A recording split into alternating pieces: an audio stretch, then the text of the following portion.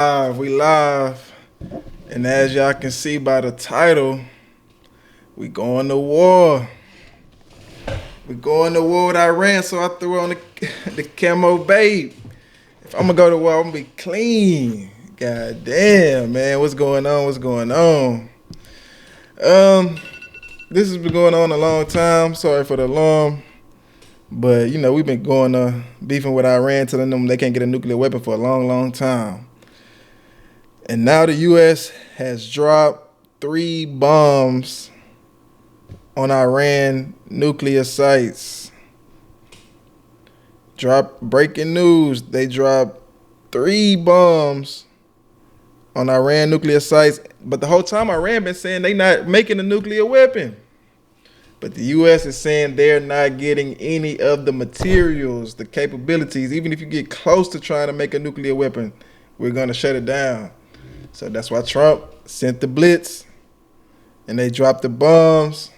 But I wanted to get into this reaction of this video of the history between the U.S. and Iran war.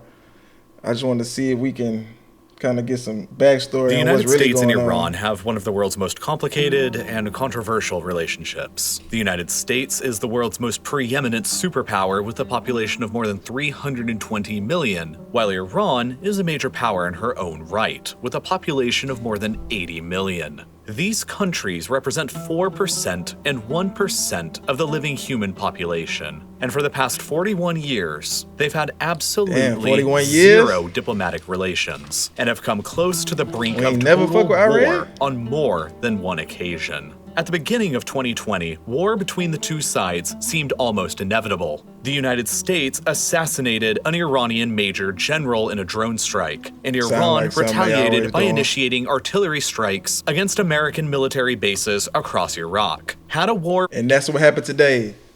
Breaking news also, Iran responded and tried to bomb the U.S. military sites in Qatar, I think is how you pronounce it. So yeah, they fired back. So we're going to see what President Trump do. President Trump going to respond. We're going to see what President Trump do after he respond, and if it's full-blown war, we're going to see. out from there, it had the potential to become the biggest conflict in human history since the Second World War. This time, that fate was thankfully avoided. But in order to understand how it got so close and why it could still happen during another crisis in the future, you've got to understand the entire history of the conflict between America and Iran so far. And that story begins back before the start of And that's the thing. Look at this. Everybody on Instagram saying, "Oh, we're going to war. Trump tripping. Trump." Everybody who voted for Trump need to go to war. Everybody just bashing Trump for making this decision.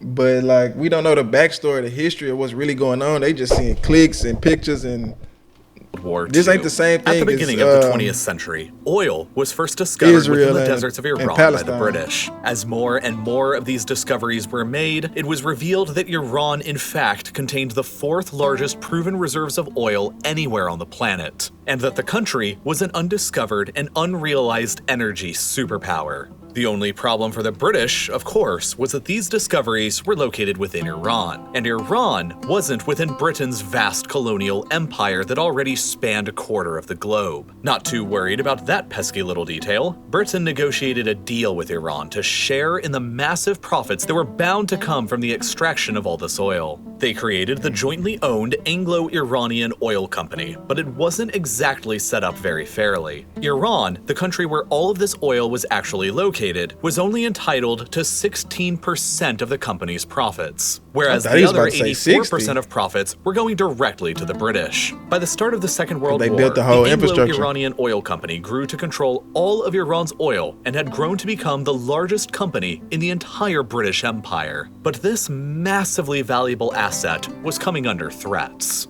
Discontent at the company's unfair terms was growing within Iran itself, while at the same time in 1941, Nazi Germany invaded the Soviet Union and opened up the largest military front line ever seen in human history. Iran stood geographically at the Soviet Union's southern flank, and their intentions were considered suspect by both the British and the Soviets. Despite having declared neutrality at the onset of the war, Iran's ruling Shah, or emperor, was widely considered by the Allies to be too friendly towards the Nazis. If Iran were to have cooperated with the Axis, it could have opened up another southern front for the Soviets to deal with that would have diverted vital troops away from the critical Eastern Front. It could have jeopardized the Soviet Union's own oil fields in the Caucasus right on Iran's doorstep, and it would have potentially placed Britain's largest oil company in the hands of the Nazis. So in order to prevent any of that from happening, and in order to ensure that Iran could be used as a transportation corridor to get vital supplies into the Soviet Union, neutral Iran was invaded by both the Soviets and the British. Vastly outnumbered and far behind in technology, Iran never stood a chance and surrendered within just a week. The old, troublesome Shah was overthrown and replaced by the invaders with his much younger 21-year-old son, Mohammad Reza Pahlavi, whom the Allies felt would...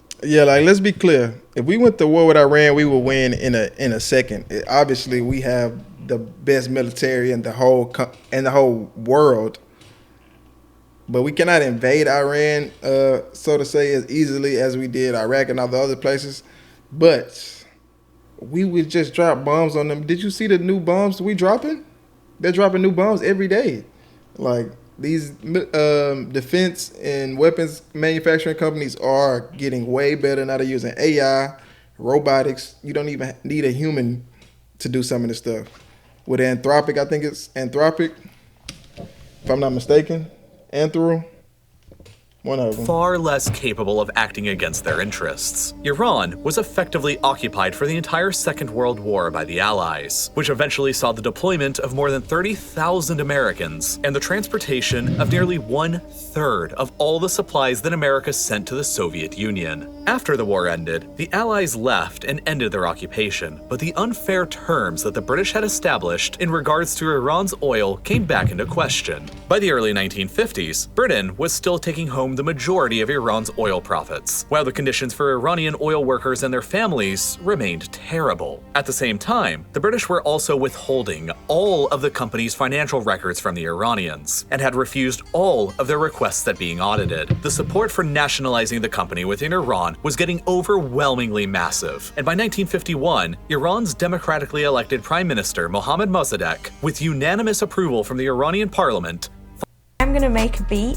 for NBA Youngboy. We're going to Output's new plugin co-producer. White girl still dropping them beats? Finally, she's been in the game for a minute now. Britain responded to this by immediately embargoing all Iranian oil. And then 2 years later, in 1953, Britain's MI6 and America's CIA organized a military coup within the country to overthrow Mossadegh's government. As many as 300 Iranians were killed during the coup. Mossadegh himself was placed under house arrest for the rest of his life, while the Shah was elevated to being essentially an authoritarian dictator within the country. Having had his position installed and guaranteed by Western powers twice now, the Shah became widely viewed in Iran as little more than a Western puppet. And as the Cold War developed out of the ashes of the Second World War, Iran's strategic location at the Soviet Union's southern flank, her vast strategic reserves of oil, and her authoritarian leader who owed his position and loyalty to the West, made Iran a natural and valuable ally of the United States for the very first time.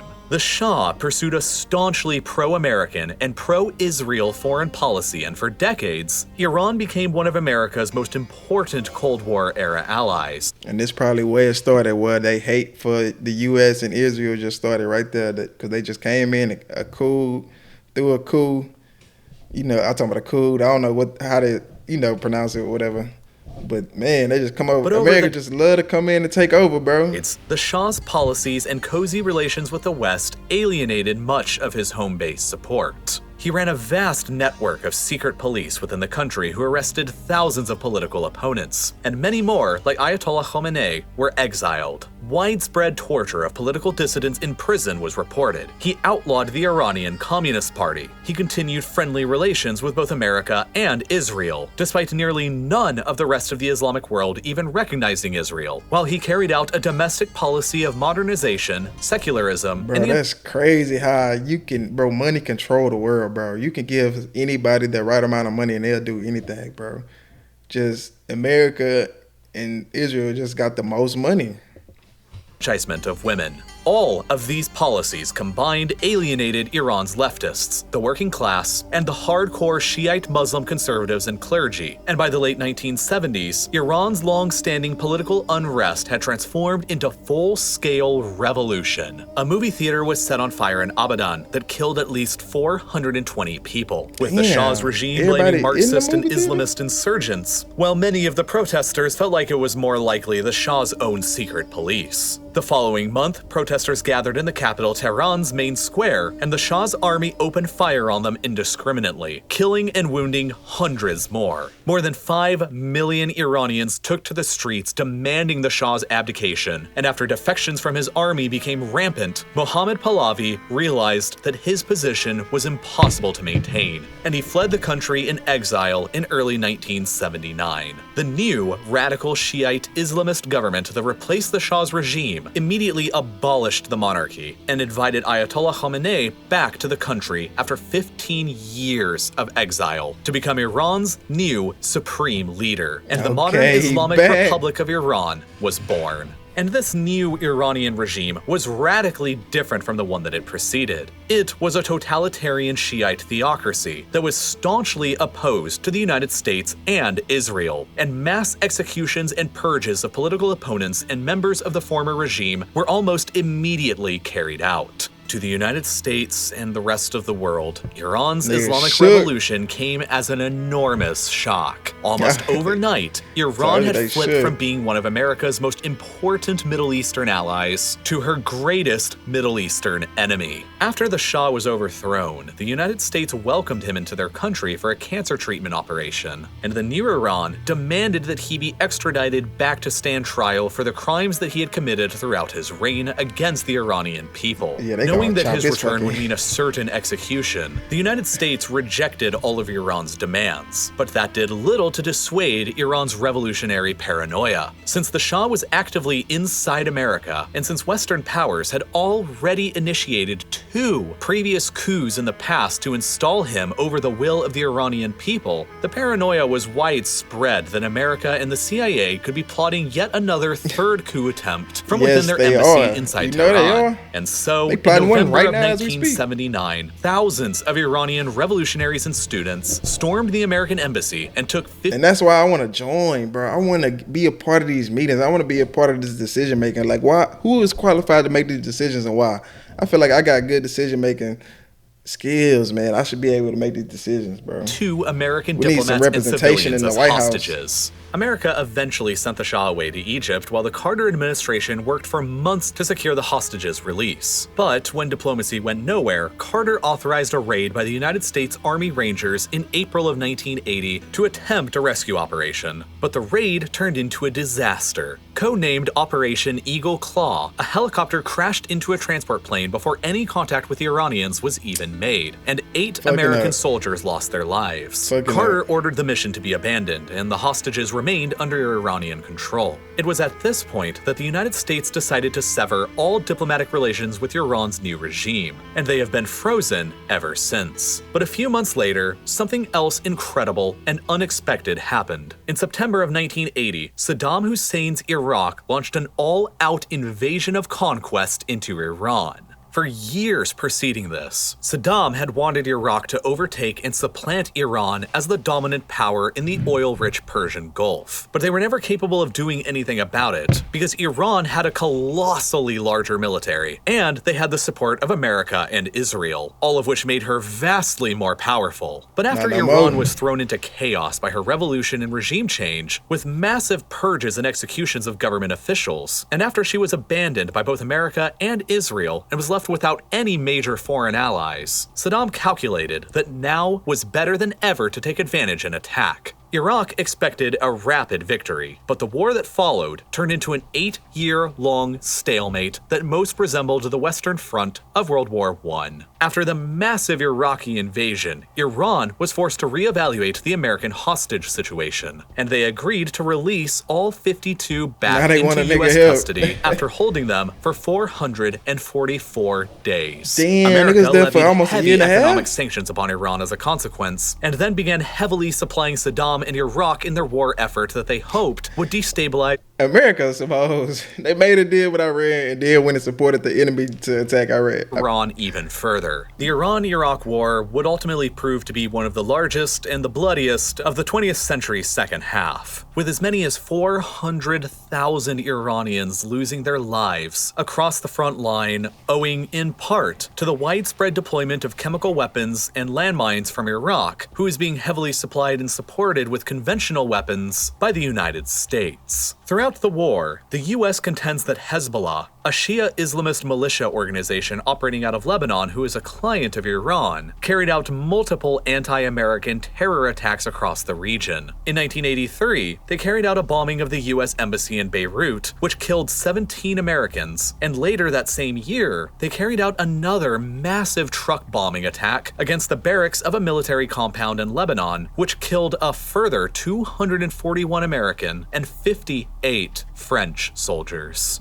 These events and others contributed to the United States placing Iran on their state sponsors of terrorism list the following year in 1984. By April of 1988, the Iran-Iraq War was still raging, and Iran had mined a large section of the Persian Gulf in order to counter the Iraqi Navy. An American frigate who happened to be passing through struck one of these mines and became severely damaged and almost sank, but with no loss of life. Regardless, America decided to initiate a retaliatory attack against Iranian targets and initiated Operation Praying Mantis. It was the largest U.S. naval combat operation seen since the Second World War.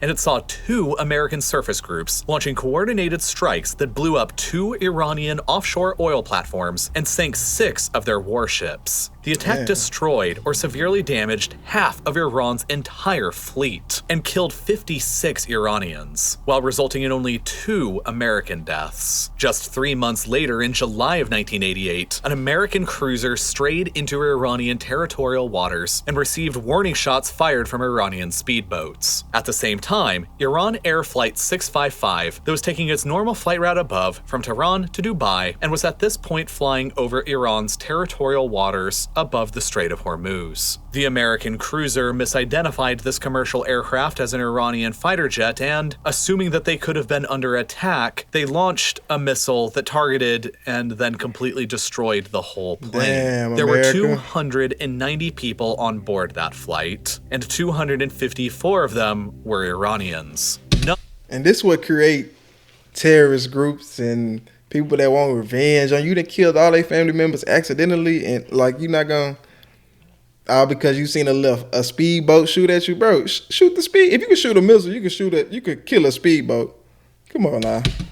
America of them survived the missile strike, and it was the deadliest aviation shoot-down incident in history until the horrible shoot-down of Malaysia Airlines Flight 17 over Ukraine by pro-Russian rebels more than a quarter century later. These deadly events between both sides sharply escalated tensions between America and Iran, and each felt that the other had done grievous harm towards them. In 1995, the Clinton administration enacted a total embargo on all dealings with Iran by any American-based company, which effectively killed all trade between both countries. In 1996, the Iranian client Hezbollah carried out yet another terror bombing strike against a U.S. target in Saudi Arabia, this time killing 19 American Air Force personnel and wounding nearly 500 others. And then, 5 years after that, came the September 11th attacks. Just 4 months after 9/11, U.S. President...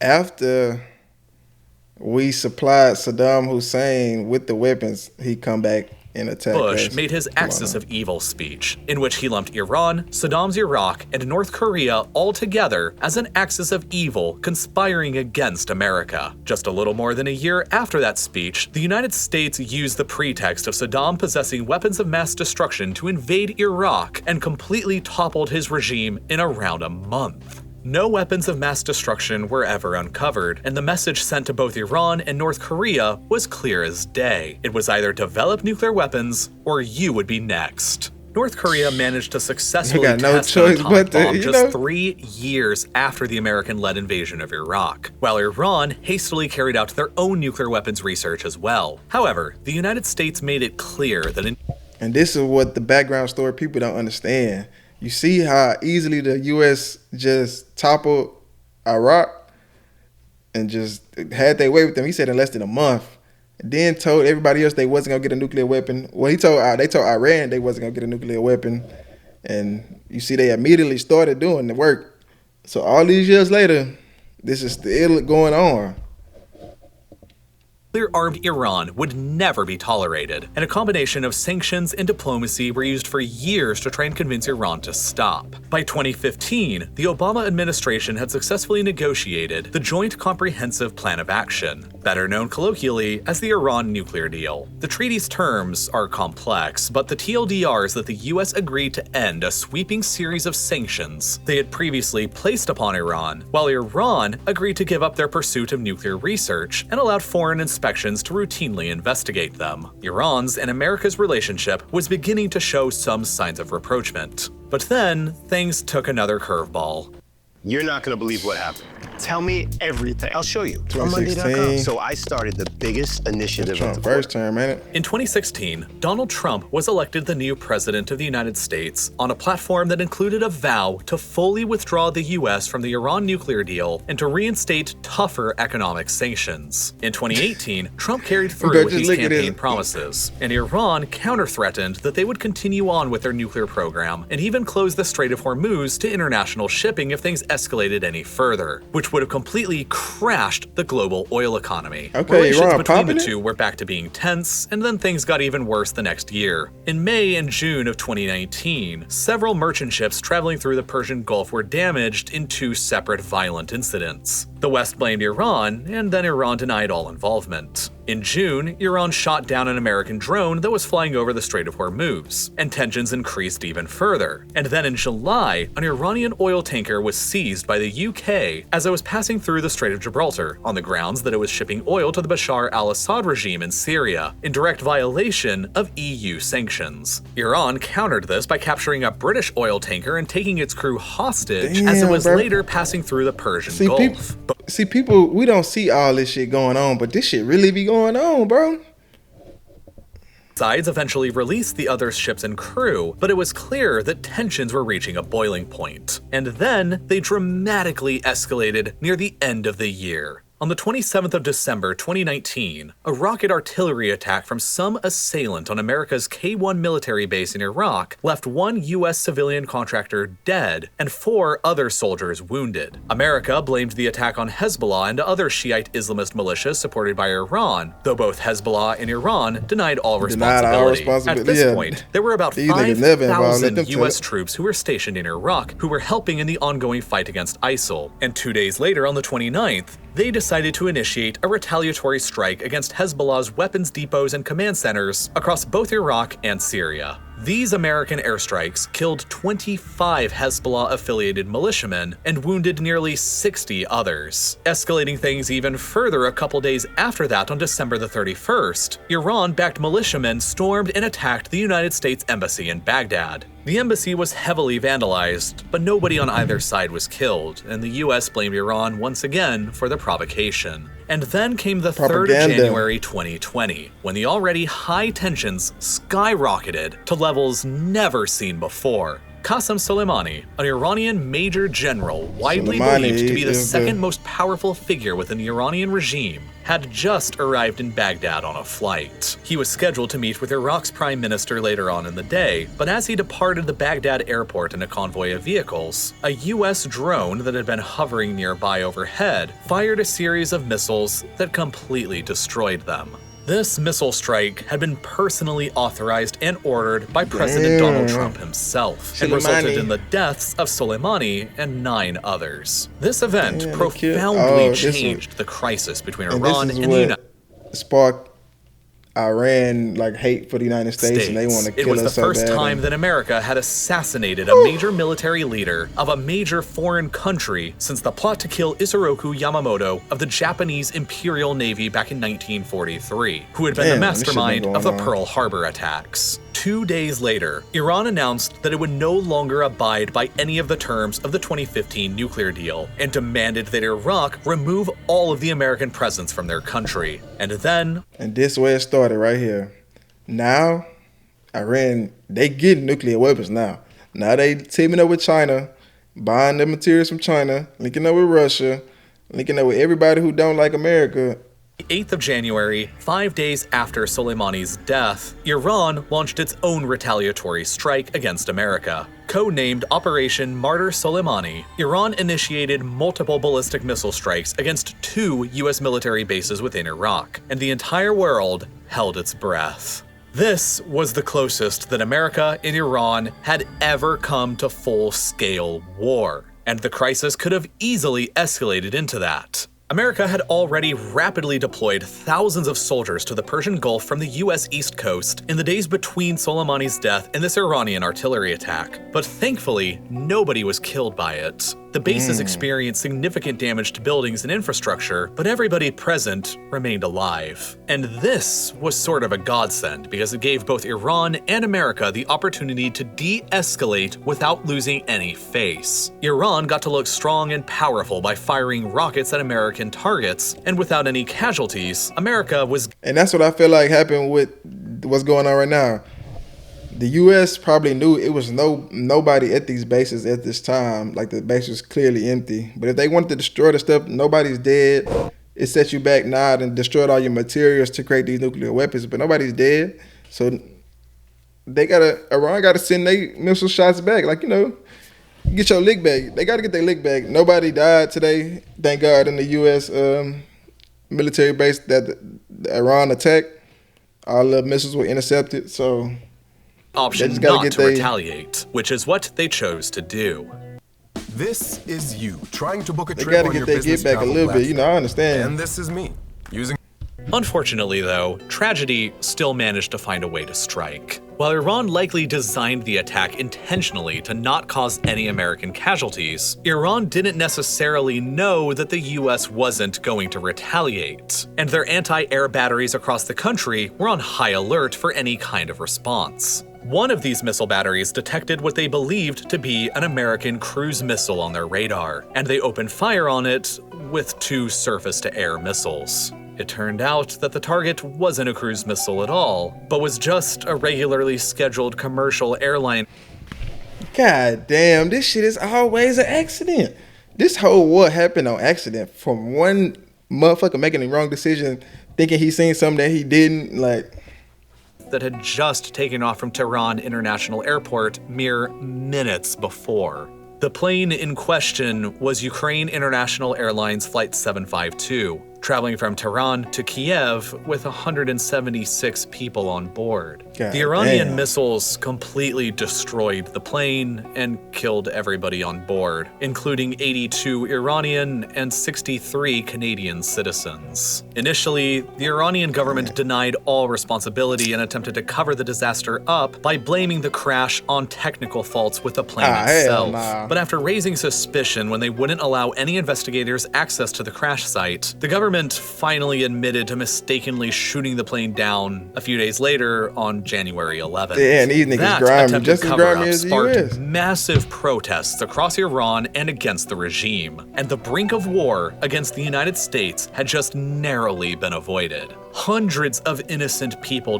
died as a result of the conflict between Iran and the United States in 2020. But of course, it could have always been far worse. Had the conflict escalated by any number of countless different ways, all-out war could have broken out that would have resulted in the deaths of many, many more. I only And that's hope what it's looking like that all peace out war between right now. my country and Iran God can be damn. maintained in the future. But at the same time, I'm aware of how precarious this peace is and the history behind all of this. And I'm fearful that one day in the future, we might not get as relatively lucky as we did at the beginning of 2020. This video was originally 5 years released on later. Nebula as a part of my 5 years later, here we are. We are on the bridge of World War III. Yeah, I got an IG. My IG is Trey Dunk _. We was watching just the history between the U.S. and Iran war because of what's going on right now. So I'm just making sure my people is informed of the history of the backstory. Because going to war with Iran might not be a bad idea, man. I know we pro-Palestine, a lot of people.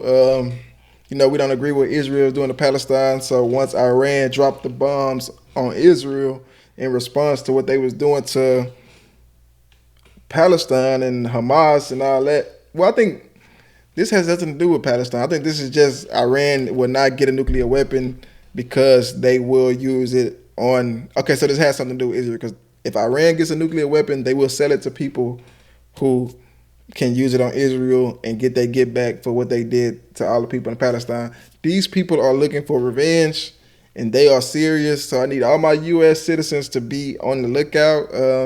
Maybe that's why I don't go outside. Like, I'm so cautious. I think anything can happen to anybody, anywhere. So if you outside, man, you putting yourself in the line of fire. You can be outside in war, or this war will be everywhere. It can be on the internet. They can do a cyber war. They can fucking crash everybody's bank accounts, like if they got some geniuses like that. So like, this can go either way. But at the end of the day, I know the U.S., we will come out on top. We got the smartest people, the most money, the best weapons, the best technology. We gonna automatically come out on top. Yeah, but let me know what y'all think. Leave a like, comment, subscribe, all that good shit. And yeah, y'all just keep tapping in. We're gonna have some more streams coming.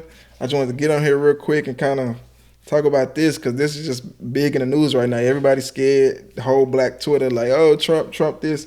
But literally, I know Obama has been saying the same thing. You see from the video, Obama, George Bush, all of them was saying Iran going to war. This is nothing new. This has been going on for, what you see, almost 40 years, 50 years. Yeah, we're going to see if it can come to peace. Trump say today that he's looking for Iran to go ahead and make a peaceful situation out of this. They got, like you said, they got their get back. All right, you send your shots to make it look good to your people. We did what we had to do. Let's go ahead and end it right there, and let's keep it moving. But y'all, let me know what y'all think. Like I said, tap in, Twitch, Instagram, Twitter. We got a bunch of clip pages now. We're just going to keep running it up and being consistent, man.